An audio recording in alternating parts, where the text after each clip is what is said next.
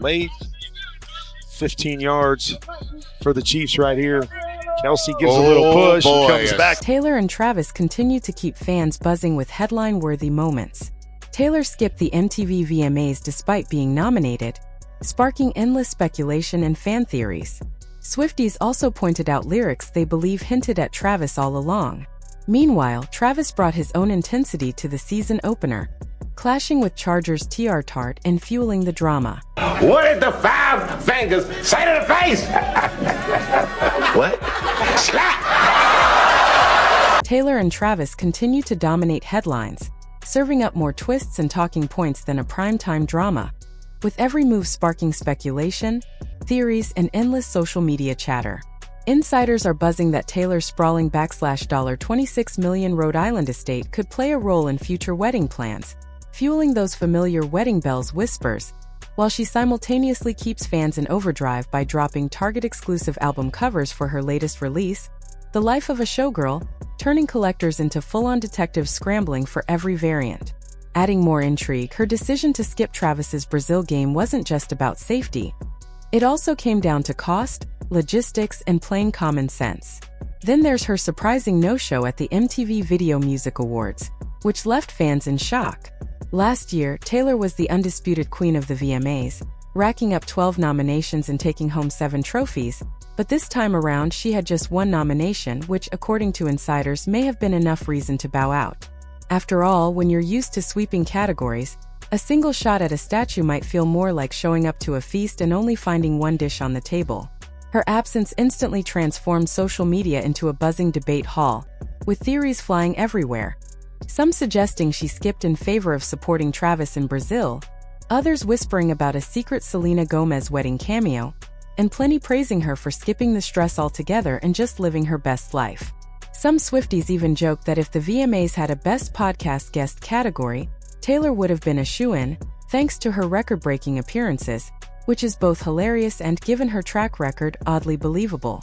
Beyond the award show drama, fans have been dissecting her discography like it's a treasure map, convinced she's been hinting at Travis long before their romance became public. Songs like So High School suddenly read like love notes, playful and giddy, almost as if she'd been sketching Mrs. Kelce in the margins of her diary, while The Alchemy is loaded with football-coded metaphors, practically a lyrical touchdown in itself. Swifties even reached back into her earlier catalog, highlighting lines from Mary's song where she sings, "I'll be 87, you'll be 89," eerily aligned with Travis's jersey number 87, and Taylor's birth year 1989, a connection that now feels faded. The parallels continue with 15, where Taylor once dismissed dating the football player as a teenage cliché, only for life to circle back in the most ironic twist, proving that sometimes the fairy tale includes the quarterback. Fans also point to the uncanny resemblance between her You Belong With Me cheerleader era and her modern-day NFL suite appearances, turning her life into a mirror image of her music videos, while Long Live Now feels prophetic, echoing Travis's Super Bowl triumphs with Taylor cheering from the stands. Even more subtle tracks like Begin Again, which spoke of a fresh start after heartbreak, align with the timing of Travis shooting his shot on a podcast, making fans declare that it was never coincidence but destiny in motion. Playful songs like Stay Stay Stay now read like inside jokes, with fans imagining Travis showing up to serious talks in full helmet gear. If Taylor's music was manifesting touchdowns, Travis was playing his part on the field by keeping things spicy. During the Chiefs season opener in Sao Paulo, he got into a heated exchange with Chargers defensive tackle TR Tart. In the third quarter, after the play was done, Travis gave Tart a shove, sparking Tart to retaliate with an open hand tap to the helmet. Not exactly a brawl, but enough to draw penalty flags and ignite sideline drama. Travis raised his arms in protest, looking to the refs, while Tart seemed unbothered, later doubling down online with a cheeky nod to a classic Dave Chappelle comedy skit, captioning his post with the infamous, "What did the 5 fingers say to the face?" line. It was bold, lighthearted, and proof that Travis knows how to stir the pot on and off the field. Together, Taylor and Travis are blending pop culture, sports, and romance into an ongoing saga that feels equal parts scripted drama and spontaneous reality. And whether fans are analyzing lyrics, tracking their whereabouts, or laughing at playful rivalries, one thing is clear: their story isn't slowing down anytime soon, and every chapter only adds to the legend of one of today's most talked about duos. What did the five fingers say to the face? What? Slap! Officials flagged T.R. Tart with a 15-yard penalty after his scuffle with Travis Kelce, but he avoided ejection since it was deemed an open hand slap rather than a closed fist punch, which essentially created an NFL rulebook moment where a slap equals trouble but not dismissal, while a punch means pack your bags, and fans found humor in the distinction. Swifties, however, weren't laughing, immediately flooding social media like a digital army ready to defend Travis at all costs, with comments under Tart's Instagram warning him never to touch Taylor's fiancé, making it clear his biggest challenge wasn't on the field but in managing Swiftie wrath, which included snake emojis, lyric references, and protective energy that outshined any offensive line. And with that storm brewing online, attention shifted to Taylor's $26 million Rhode Island estate, rumored to be the potential site of an intimate wedding, sparking even more speculation, as the iconic mansion she purchased in 2013 for $17.5 million in cash, yes, casually like buying groceries, already carries a legacy of star-studded July 4th parties, lyrical cameos in her songs, and infamous history courtesy of its previous owner's champagne pool stories.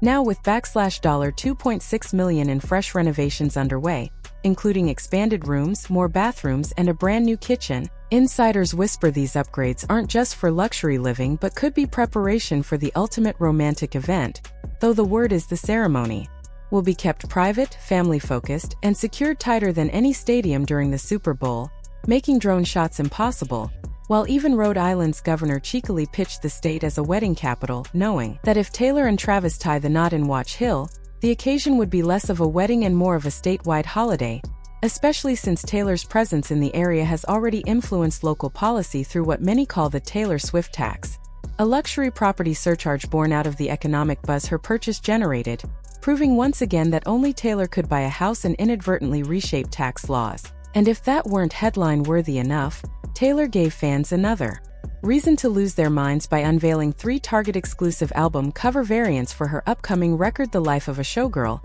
each with its own theme, frightening, rapturous, and beautiful, prompting Swifties to joke they now had to catch them all Pokemon style, because apparently one copy of an album is never enough when Taylor's artistry is involved, with the release date set for October 3rd, sending collectors into a frenzy and prompting fans to reorganize both their bank accounts and their shelves, while the album rollout itself turned into a cryptic treasure hunt, as Taylor's website transformed with sparkly locks, countdowns, and teasers, driving endless speculation, with fans dissecting everything from the orange color scheme to whether it symbolized autumn aesthetics, a nod to Travis's Kansas City colors, or simply pumpkin spice supremacy. And as the fandom spiraled over theories, another subplot emerged when Taylor was noticeably absent from Travis's big game in Brazil, a season opener where the Chiefs fell 27-21 to the Chargers, with Travis still managing to snag a 37-yard touchdown but the night otherwise lacking fireworks, and her absence, naturally, launched the internet into speculation mode. Though sources explained that while security was the primary reason, the decision also came down to sheer practicality, since bringing her protective detail overseas involves extensive planning, days of prep, and a cost so steep that even a billionaire might think twice about spending that much just to sit in a stadium for a regular season game, making it less of a romantic gesture and more of a logistical nightmare. And considering the Chiefs ultimately lost, it's hard to fault her for sitting this one out, likely enjoying a quiet night in instead, proving that sometimes even superstars pick comfort over chaos. Still, it's important to remember Taylor isn't abandoning Chiefs Kingdom, as she attended 10 games last season including the Super Bowl, becoming a fixture at Arrowhead, and insiders suggest she'll likely return for the Week 2 home game against the Eagles, keeping fans hopeful that the Queen of Arrowhead will be back in her suite soon.